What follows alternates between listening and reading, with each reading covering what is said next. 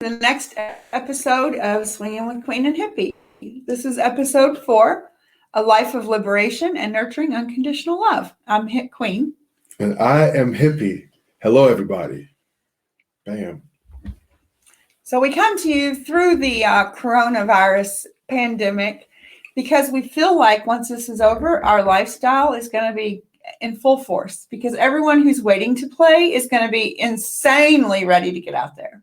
Yeah, I agree. And I'm going to say that I just have a smidgen of doubt that we are going to go back to the same life that we left. I agree. It's going to take a while to return there if we do at all. Yeah, I mean, I don't know what swinging looks like after the pandemic. What does it look like? I mean, I think for the devoted swingers, it might not look a lot different. It's going to take a little time to get back to full swing with the hotel takeovers and all that. But I think in their private lives, people are going to get right back in it. So you think basically, what I think too is that people that have more intimate gatherings opposed to like the mass gatherings of the hotel takeovers or the resort takeovers. Yeah. It'll be more like, okay, there's a couple, they want to play with you or you want to play with them. Yes. Or I mean, parties. not you per se, but I'm just saying, just small little intimate gatherings. And I think eventually the small gatherings will get larger and larger, and then full swing will be back on. The clubs will be reopened, and I just want this shit to fucking leave. We all do. Oh my God. And not just swingers. You don't even have to be a swinger. Just like my daughters, my son, his wife, everybody's ready for this to be over. And it really just started. Yeah, it really just started. Yeah. I mean, I send out prayers to everybody who's going through hardships. It's hitting everybody. You're not alone. Anybody going through has been diagnosed with the disease, the virus. Sending out prayers to you as well, your family, etc. So we're going to try to bring you some entertainment, some information, try to, give you some content to grow on while we're in quarantine.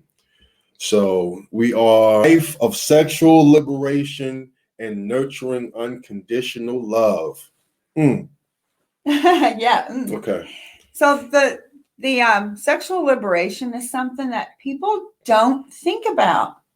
But we are actually all born into a life where we're taught that sex is taboo, that there's so much. You should feel shame and embarrassment. You should always keep your body covered. You should not, like we're taught, we're teaching our children at 1 year old that they have a monkey or a willy or things that you don't have those things. Teach these children what their body, you don't tell them they have a snorkel, you tell them they have a nose.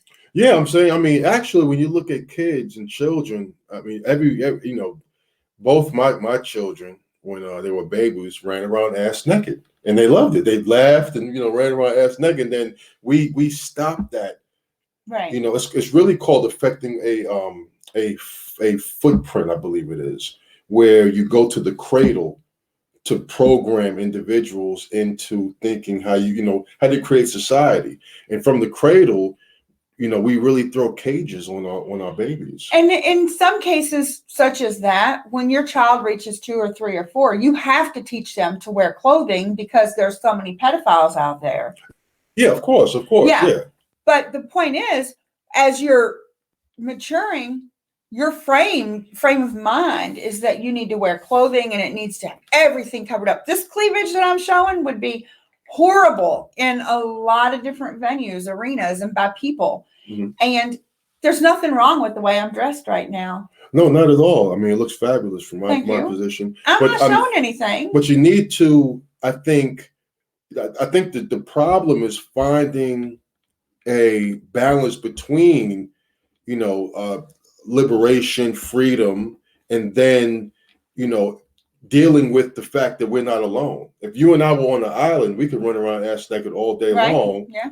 But given the fact that we are in society, things are, we have millions of other individuals with us. We have to, find a balance right there. Yes, because with us being in society, what we're forced to do is oppress ourselves sexually.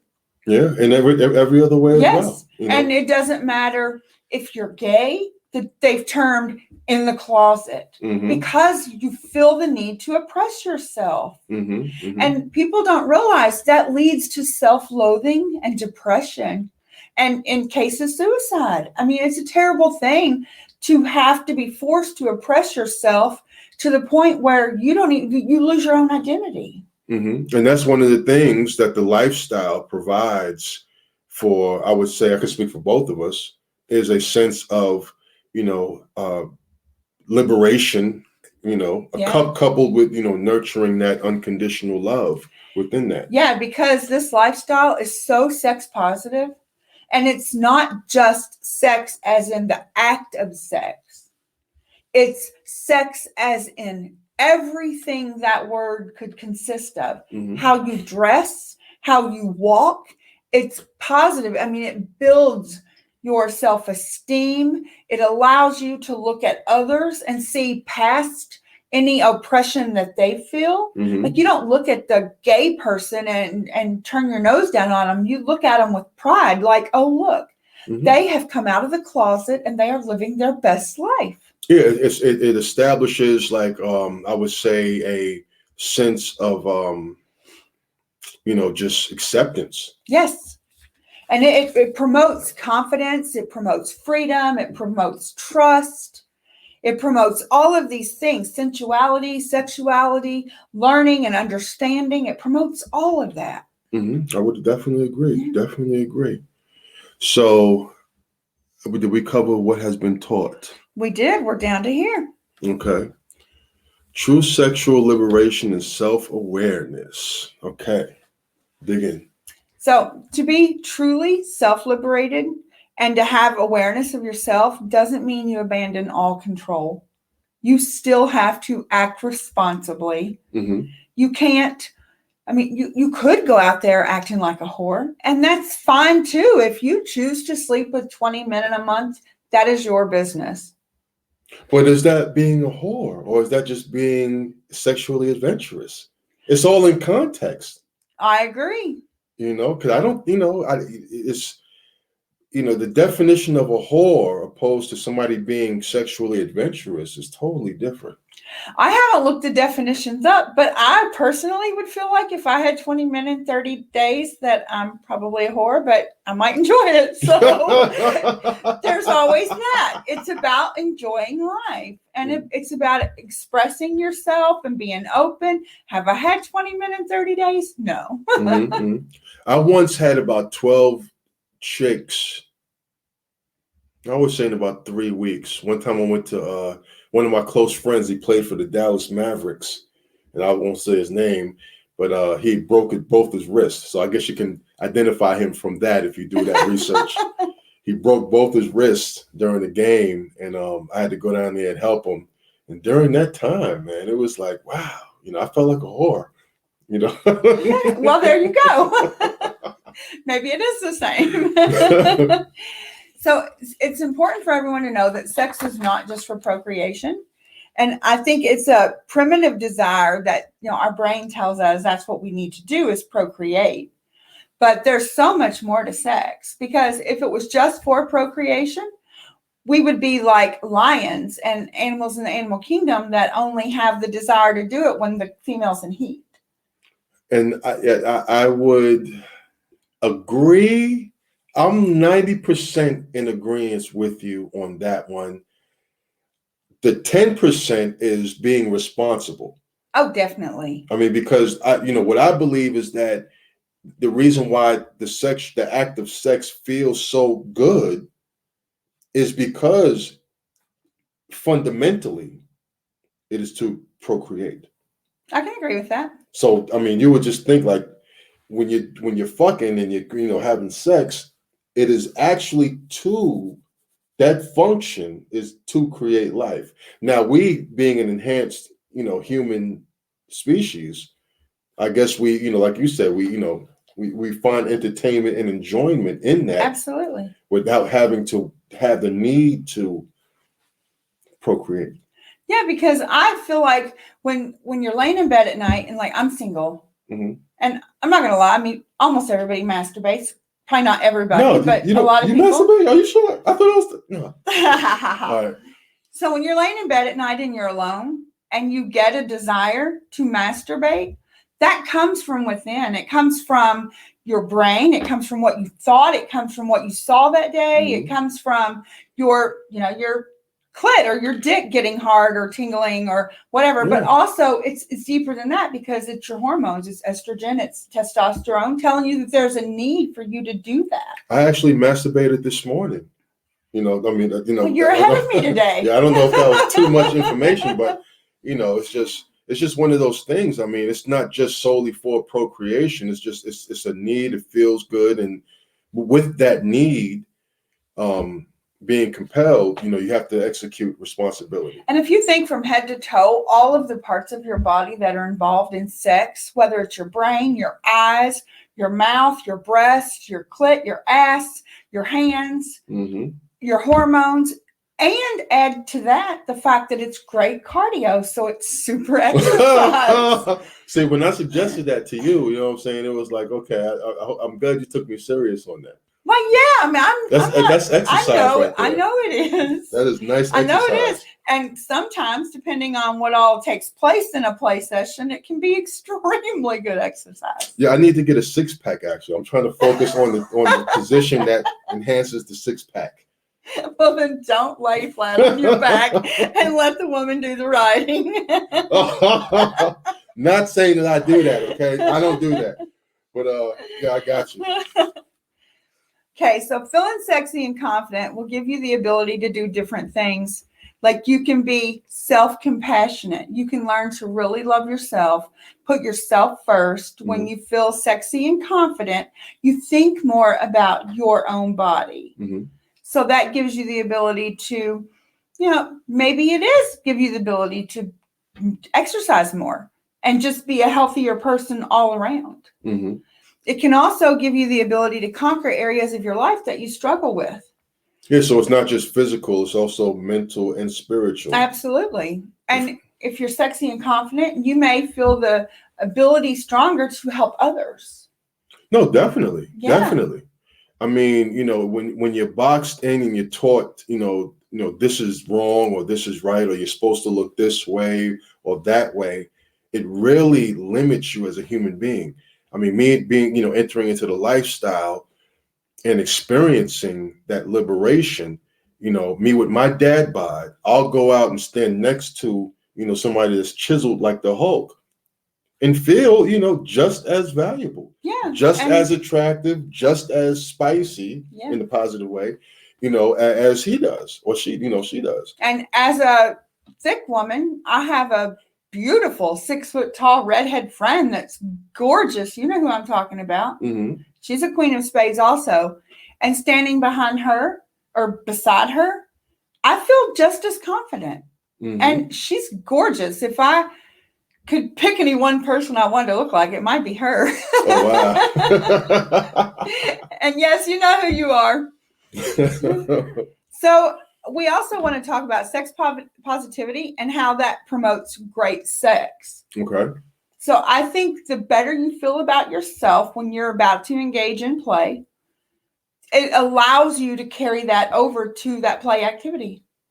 Yeah, I mean, prime example. I've seen countless ugly guys, and they have beautiful women around them. Yeah. And then you say to yourself, well, what the fuck is he doing? He has to be doing something. It's his self. Yeah, his confidence. Yeah, what he feels about himself spiritually and mentally. The physical aspect is just, the third layer, but that's not even necessary because what he thinks and what he feels gives him that, that situation. And when you're confident and you're poised, mm-hmm. you come across as being genuine. You just come across, period, I believe. You come across. I agree. It's basic. You get noticed. Yeah. If you have 10 people walk in the room together and 2 of them are standing up tall, those 2 will be the first 2 seen. Mm-hmm. Yeah. Whether they're good looking or not, whether they're tall or short, heavy or whatever it is, they are still going to be, the confident one is always seen first, at least in my opinion. Yeah, I would definitely have to agree with that. Definitely have to agree with that.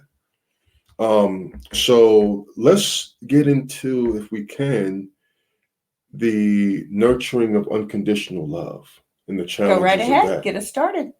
So when you talk about unconditional love, that is a very challenging feat. It is. It is something that you have to apply an unimaginable amount of empathy towards. And when I say towards, meaning towards your friend or whomever you are engaging to initiate this selfless bond. Because it's, you have to, after everything I was taught as a child, once I experienced and acknowledged unconditional bonding, it went against everything that I was taught and programmed. And it does, because we aren't taught to open ourselves up and to be vulnerable. Yeah, and that is key. That is the only thing that can nurture unconditional love is being vulnerable. And you have to look for everybody. Every time you engage with someone, you have to look for their soft spot. What are they passionate about? What is it that drives them? Mm-hmm. And I would definitely suggest anybody consciously attempting this to focus on one person. Start with one person. That's a great idea. And see how you can create systems within yourself to then expand out to society.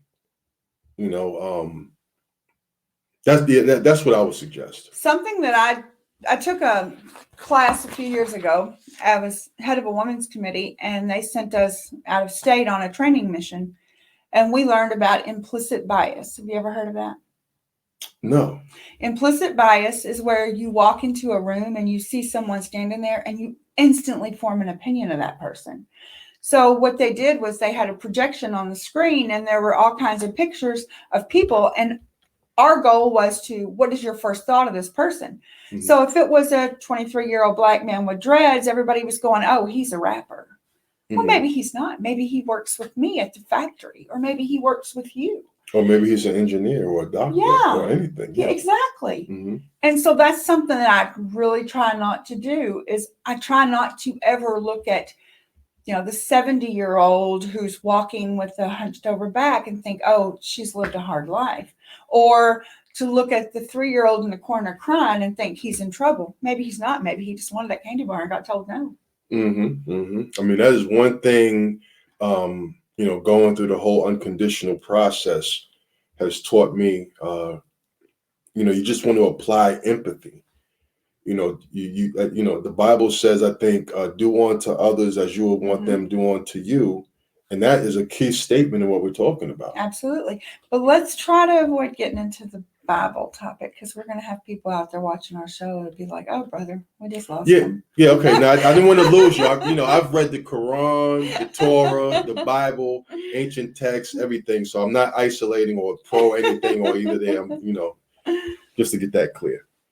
So, yeah, the one thing that I've learned being in this lifestyle when it comes to unconditional love is I had a friend who just brought me a coffee, and I've talked about this on a previous episode of the show. The infamous coffee. Yeah, and it was for nothing. And that doesn't happen. That's never happened to me in my vanilla life. And he was a lifestyle friend, and it wasn't for anything. And it was just, he knew I loved coffee, and he was trying to be sweet.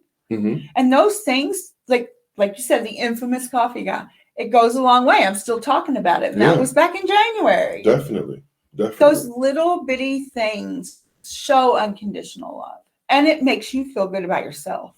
Yeah, I mean, and it, it's not so much like, for me, an outward thing as it is building up my internal, self.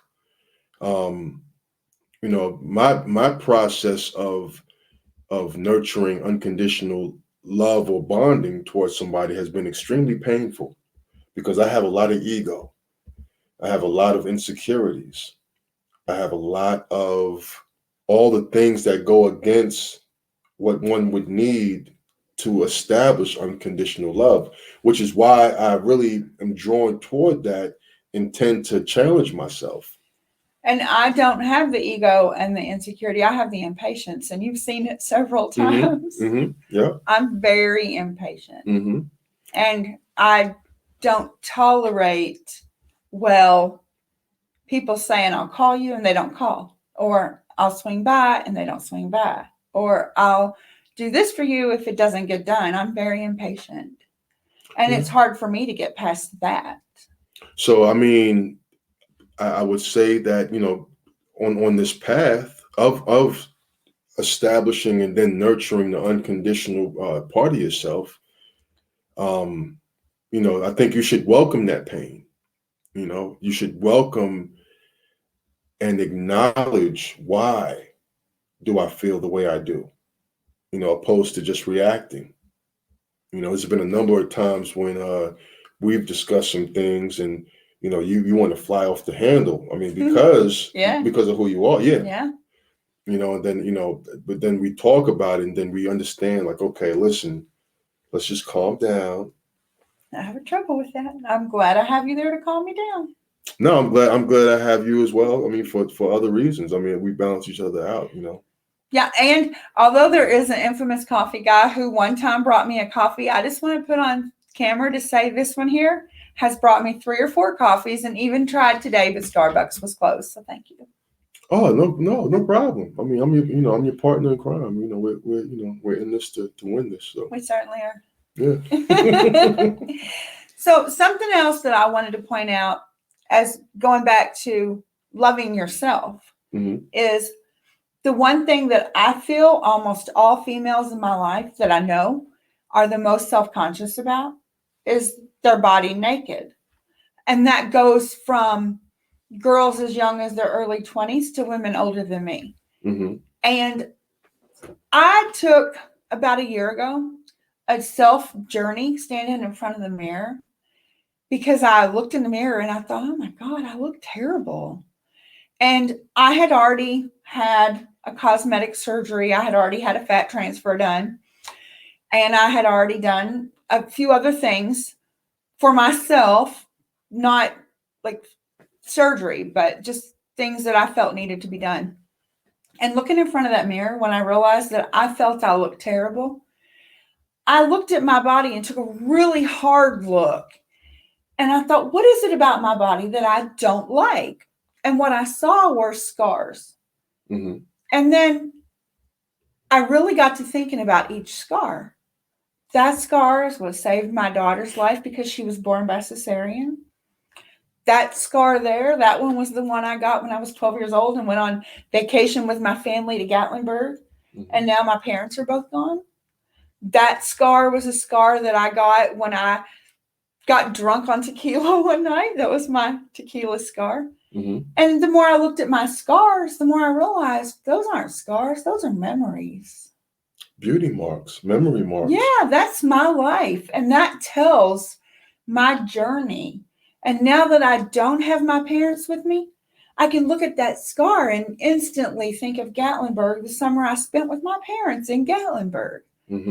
So now I realize this is me, and I am not ashamed to show my scars anymore. Well, I'm glad you got to that point. And one thing from, I guess, a male side of things is that I always find myself, not always, but a lot of times I find myself having to reassure women that they are beautiful. Yeah. And I'm really hoping that women can see the scars in a different light after this. I mean, it really is. It's the map to the journey you took. I mean, guys, I don't know why we're built different. I mean, you could have somebody with like whatever's going on. I'm not going to nail any, particular item, but they come out like Hercules every time. I mean, doesn't matter what they got going on body wise, that would be considered a shortcoming. They still like, yo, I'm out here swinging, baby. What's up? I saw a thing on TV just this week, and it was 100 men and 100 women, and they were each asked, they were shown the 100 other people, do you rank yourself in the top 25. 76% of the men said yes, and only 42% of the women said yes. Yeah. I mean, like a lot of women, like there's so many women out there and I think that goes back to, like how you said, what we're programmed as kids to, model ourselves after Barbie and Ken. Mm-hmm. Yeah. This is what is acceptable, and this is what is not acceptable. Yeah. And that's another thing. The lifestyle, the lifestyle has saved me in so many ways and has enhanced me in so many ways. Where somebody may not be pretty in the face to me, but they have other things, other spiritual and physical things that add up to them being perfect for me to play with. And the funny thing is, Hollywood teaches us that the tall, slim, blonde with the big boobs. In the small butt, yes. Yeah, that's how everybody should look. And if you don't look that way, your BMI, your body mass index is too high. Mm-hmm. Mm-hmm. And those women, because of Hollywood, are everywhere. They're on commercials and shows and movies and models and in magazines for like bikini ads. But see, Hollywood is changing now, and see that's the whole thing about it. I mean, that era of Hollywood was. I mean, they dictated how we felt and what we saw as attractive. That platform has been infiltrated by, I would say, more like-minded people, because now you can have Lizzo, the rapper that would be considered a BBW, and you can, have, there's just no black and white type of structure anymore. It's more colorful spectrum. Yes, and there are curvaceous models, and they're beautiful. Yeah. Mm-hmm. And it's funny because where Hollywood was like, okay, you have to be in tall, slim, and have big boobs and be dingy, blah, blah, blah. That type of person was seen everywhere in catalogs and TV, movies, videos, to where the men, oh, well, that's just another, she looks like everybody else. Mm-hmm. The men have branched out and said, we don't want someone that looks like everybody else. We want thickness. And those men are actually speaking out now. Yes, we do. So Lizzo and women like Lizzo are just being glorified. And Hippy even told me when we first decided to do this, and I said I was going to be really nervous being in front of the camera, his exact statement to me was, you just have to find your inner Lizzo. Yeah, you got to find your inner Lizzo, baby. So Lizzo, you have been a great, great influence to me. Thank you. But then technology as well. So technology has also, I think, improved how we see each other and how we see ourselves, because it's not so much just structured by one studio that controls what we see, or one agency that controls. The public is now engaged. So now we get to see all of that beautiful diversity. Yes, with podcast and just the ability to put your own video on YouTube, people are really seeing a wide range of people. And beauty. Yes. All shapes, sizes, colors, nationalities. Yes. So something we need to talk about is since we're talking about not being ashamed of yourself sexually, is not being ashamed of your tendencies sexually. Okay, explain. So if you have a kink, whether it is you're gay, or whether it is you enjoy being gangbanged, or whether it is you like BBC, or maybe it's just the fact that you like to walk in a room and masturbate while you watch other people have sex. All of that is okay. It is okay. It doesn't matter what you do. If you are engaged in BDSM, there's no need to hide behind the closet. Like, I know in the world of BDSM, you can be collared, but some people choose to wear a collar that isn't seen as a collar, so it's a secretive collar.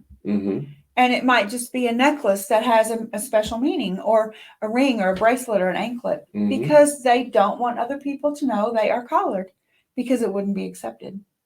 Yeah, so really it's like a never-ending battle between traditional society and new aged society. Yeah. Where a lot more is accepted. Yeah. And it's very important that you realize that no matter what, the people in the vanilla world have the same tendencies. And no matter what your kink is, like if you're a cuckold couple, and that'll be discussed on a future show.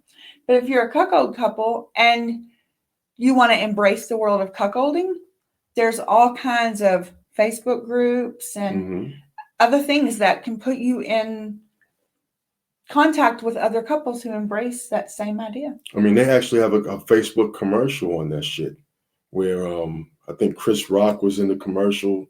It was like Rocky was in the commercial where everybody was blowing a kazoo or something like that. I don't know if you saw it or not, but they said that there's a group for everybody. Yeah. There's a niche for everybody. Yeah. I mean, I do remember that. Yeah. And then going back to to what you said, as long as you're not hurting anybody or affecting anybody else, I would say in a harmful way, go ahead and just do what you do. Yeah. And for whatever reason, I can't explain why, but we are all wired differently. There may be a 14-year-old who knows he's completely infatuated with breast, and his twin brother may be an ass guy. And females can be turned on by looking at a guy's hands. If hands look big and strong, that can be a kink. Really? Oh yeah, just like men and women. I need both to become a damn hand model. Maybe I need to become a hand model. I know feet were a thing. Yeah, I was getting ready to say that. Men and women can have a foot fetish. Really? Yeah, I mean, it's women can be like me and just being completely attracted to men's chest. Really? Yes, the things you learn. Wow. Okay. And it's important to know that no matter how you're wired, it's not wrong. You're completely normal. And you're completely you. And there's somebody out there that has that same exact desire. And that's what I mean. I'm glad that we started our podcast so that we could have people come in and feel that sense of freedom. Yeah. To vocalize their concerns or ask questions. If anybody has any questions, make sure you get at us on all of our platforms, our social media, which is located on our website, swingingwithqandh.com. You can find us everywhere there. Yeah. That was a shameless plug. I'm sorry. So sex positivity absolutely 1,000% gives you the freedom to embrace your creative mind. So whatever it is that your kink guides you to, embrace that. As long as it's legal. We're not going to legal and illegal. Safe. Legal Yeah. And safe, baby. And safe is a fluid concept in the world of sex. So things that would be considered safe to me might not be considered safe to someone else, or vice versa. Yeah, I mean, if, smacking people on the buttocks, or when I say safe, I mean something that's not going to draw significant blood. Because I know you BSM, what was it? BDSM. Yes, I know they can get kind of, they can intense. And so it sometimes amazes me, but I have learned a lot just from things I've seen and things I've heard people say about the BDSM world. And we discussed it once before, and you said that you were a little intrigued. And I don't know if I'm as intrigued as you are, but I do look forward to us having that episode. So. Yeah, I mean, I'm somewhat intrigued. It's just some things that I would just like to learn more about it. Yeah. So I'm looking forward to the research, and I'm looking forward to the episode as well. Yeah, and the thing is, whether I understand it, whether I feel the desire to partake in that particular lifestyle or that particular kink, I am so glad that the people who do feel the freedom to enjoy the things they enjoy. Exactly. Yeah. Lovely. Okay, so even in the world of promoting sex positivity, there are still cliques that will be formed.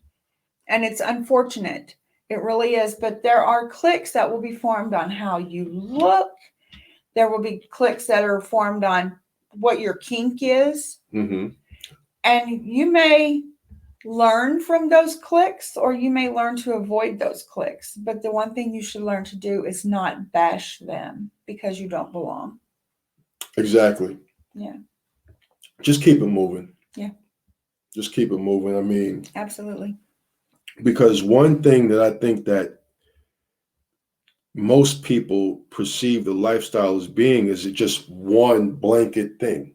Yeah. And it's not that at all. I mean, it's just as you have, clicky vibes in your vanilla life, you're going to experience the same thing in swinging. Yeah. I can tell you of couples who go into a swing club and their only goal is to swing with another couple. So they will spend all night seeking out one couple that they feel comfortable with.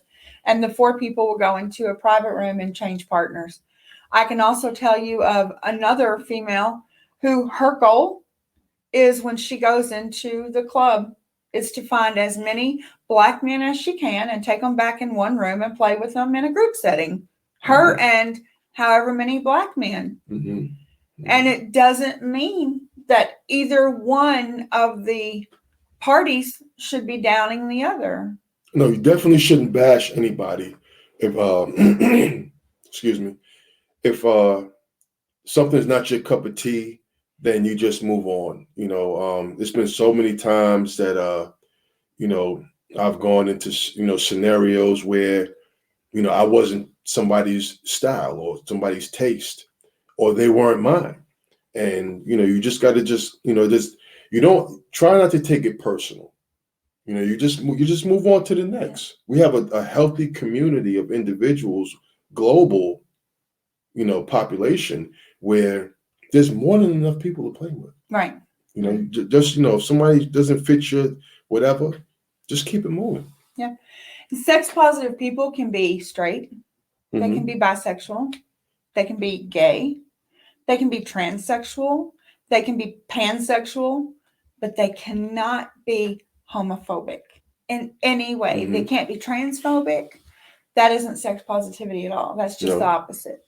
So you may be a single man coming into the lifestyle, and the last thing in the world that you want to do is mess with a transgender. But if a trainee walks into the room, do not look at them and scoff. Do not turn your nose up. Do not look disgusted. Yeah, I mean, that's one thing, dripping into that unconditional vibe where, you do unto others as you would want them to do unto you. I don't want people looking at me in a condescending way because I'm a single male. Right. Or, you because you're, a single female. Yeah. Or you because you're a couple, or whatever you may be.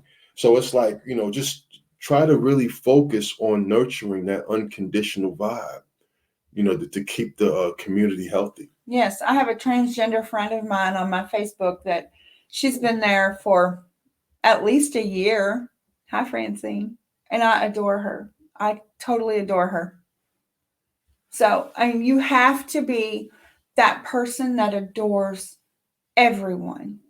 You can not like someone on personal level. Yeah, there's things I was about to say, like, we're not saying to open yourself up to harm, because there are evil people within the lifestyle. Yeah. That's just the nature of the beast in society and how it goes. So, where it's warranted, keep an open mind and an open heart. Yes. We're not saying to just have somebody come in and stab you in your fucking heart and just be, oblivious to the shit that goes on, the evil stuff that goes on. Because there are evil individuals there. There are racist in the swinging lifestyle. Unfortunately. There are homophobes. There are, all types of, bad elements within the swinging lifestyle. So. And one of the big things that resonates a lot with me, I haven't done this that I'm aware of, and I haven't seen it, but I know it's out there, is people who consider themselves sex positive, but then they objectify others. That's not being sex positive. That's like the pot calling the kettle black. It is, yeah. Yeah, you can't objectify anybody on a sexual level or any other level, but you can't be sex positive and treat women like they're meat. We don't want to be treated that way. We just want to be seen as free individuals who have our own brain, and we have our kinks and our desires too, but we don't want to be seen as a target. We don't want to be. But some women do, though. There is a small fraction of women that's their kink. Yes, and so just to keep it all real. Absolutely, yeah. It's just really about finding your niche, your boundaries, and as long as it's not harmful, degrading, belittling to you, right, flow with that shit. Yes, because you have to realize being sex positive goes against body shaming, but it also goes against slut shaming and kink shaming. Slut shaming and kink. That's right. That's right. If you're sex positive, you can't shame anyone because of their kink, their body, or their desires. Yeah, I mean, you can express. It's understandable if it's not for you. Yeah. And you can express that if need be, if it's appropriate. If it's unnecessary to say, okay, I don't like this, or if it's inappropriate, don't express it. Right. Just keep it to yourself and let it flow. As long as it doesn't harm you. I mean, if I'm playing with a guy and he's gay, then in an appropriate way, we have to discuss that. Now, by that you mean if you're playing with a female, and there's a guy present who's gay. Exactly. Thank you so much. That's why I love him. Yes, clear. So if I'm playing with a guy and a female, okay, and the guy happens to be gay or bisexual, I have to then engage him in an appropriate way and say, listen, these are the boundaries in which we can play. Right. Okay, I'm not saying I won't play with you. I'm saying that don't do this, and this, and we're fine. Right. Thank you. You're welcome. Woo. Wait. I almost set myself up for failure on that one. Something I want to point out. If you are truly sex positive and you're talking to someone who has a kink other than your kink, instead of just instantly turning your nose up, listen, take part, be interested. You might realize that that's a kink you could get into. Really? Absolutely. A year ago, there's no way I would have seen myself being a part of this lifestyle. And I listened and I thought about it. And when I entered the lifestyle basically with vanilla tendencies, having ever only been with one person at a time. And it was always, it still always has been a guy, but it was just couple sex. And when I came into the lifestyle, I told everyone, I'm not ready for a twosome or a threesome. I'm not ready for that. I'm not ready for that. I may have remembered a couple of times. I said that a few times, and now I realize, oh, yes, I am ready for that. Yes, she is. And now there's other areas of the lifestyle that I haven't yet ventured into. And just because I've listened to all the females and the things that they find that are enjoyable that they didn't think would be, I'm thinking, well, maybe I should give it a try before I just definitely say no. Yes. Yes. Definitely. I mean, there's maybe one or two things that I heard is very enjoyable, but I just can't get there yet. I'm hoping, maybe soon, Maybe. Maybe you soon. never know. You never know. You just never know. I mean, female just recently, somewhat recently, asked me if she could put her finger in my butt. I've heard by guys that that's pretty enjoyable. I'm saying, right now, my butt cheeks are like Fort Knox. Okay, and But baby, the goal a sexual experience should be like the ocean. It should be powerful and deep. Okay, okay, Goldie. You know what I'm saying? You pimp Mama Smooth is going on, and she's going in on me. No, but I'm saying, I mean, that, that's one of those things where, I agree with you. Keep it open. Go at your pace. Yeah. Don't let anybody force you. Right. Don't you force anybody. Yeah, we spoke earlier of boundaries, and make sure regardless that your boundaries are always followed.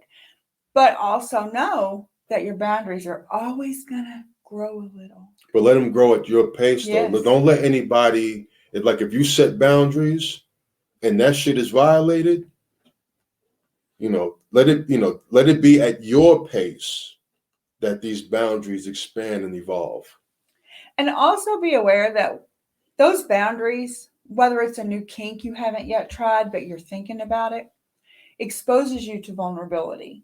Mm-hmm. So whenever you do branch out from your boundary and you decide to take that next step, be sure it's with a partner you trust. Mm-hmm. Or maybe you can expand by yourself, solo. Yeah, that's a possibility too. So do we have anything else we want to? Well, I have two quotes that I wanted to leave everybody with. I think they're pretty powerful. And because of how long they've been around, I think that's pretty cool too. One of them is Nelson Mandela, and he says, "For it to be free is not merely to cast off one's chains, but to live in a way that respects and enhances the freedom of others." And I feel that he was being positive, and we need to take that and apply it to the way we see sex. Mm-hmm. Definitely agree on that. And then when we started this talking about how we each are oppressed, I love the quote by Harriet Tubman that says, "I would have been able to free 1,000 more slaves if I only could have convinced them that they were slaves." We don't realize, because of the way we're taught from the age of 2, that we have been put into sexual slavery. Yeah. We have been enslaved mentally. Yes. For sure. And spiritually, and broken spiritually. And once you realize that and you're able to take off those chains, you will open your life up to opportunities and adventures you never thought possible. But I question where that, conservation took place, where, because you look at ancient Greek or Greece, orgies, or ancient Egyptians, there's pockets of history where orgies, sexual freedom at its most extreme, when there were no laws in place, just human interaction took place. And the Kama Sutra is not a new book. It's been out for years. Mm-hmm. Mm-hmm. And that Kama Sutra touches on things that really shows the extreme of sex positivity. Yeah. Sex has been around since the beginning. Yes. And it's a shame to me at my age to realize that I spent so many years confining myself. Like 2 years, 3 years ago, the shirt, I wouldn't even have bought it. I would have looked at it and turned my nose up inside a store because I felt so self-conscious. Yeah, but you're making up for lost time. Okay? You are definitely making up for lost time, and better late than never. So those are my two quotes to you. Those are my two quotes to you. The better late than never is going to be somewhere on our website. All right, so I guess that's about it. We'll wrap this up, and we want to thank everybody for tuning in, watching, and listening to us, and stay tuned next week. Well, also, if you go to our Facebook page, Queen and Hippy, a podcast, we have a game going on. So whoever wins that game, a giveaway. Whoever wins the giveaway is going to get one of our great products from Pure Romance. Definitely. And then stay tuned. Also log on, follow us there. We will have giveaways. If you want to come in for a massage, we'll get after the coronavirus is passed. Yeah. We'll get that rolling again. It's going to be a lot of exciting stuff. So, but for now, we're just trying to give you content while you're quarantined, and giving you some entertainment and information on that. But thanks for viewing, listening. I'm Hippy. Oh, and one more thing. I'm sorry, guys. I just cut him off. Our next episode is going to be for single men and how to enter the lifestyle as a single male. The do's, don'ts, tips, hints, tricks. Really? Yeah. So that's my episode. Oh, yeah. Okay. Yeah. Okay. All right. Yeah. So we'll see everybody next week. Make sure you tune in, Swinging with Queen and Hippy. Okay. And then that's about it. And that's Hippy, and I'm Queen, since I cut him off and didn't let him finish that. Oh, that's okay. I mean, it's fine. All right. Peace, everybody. Peace. All right. Take care. And be safe.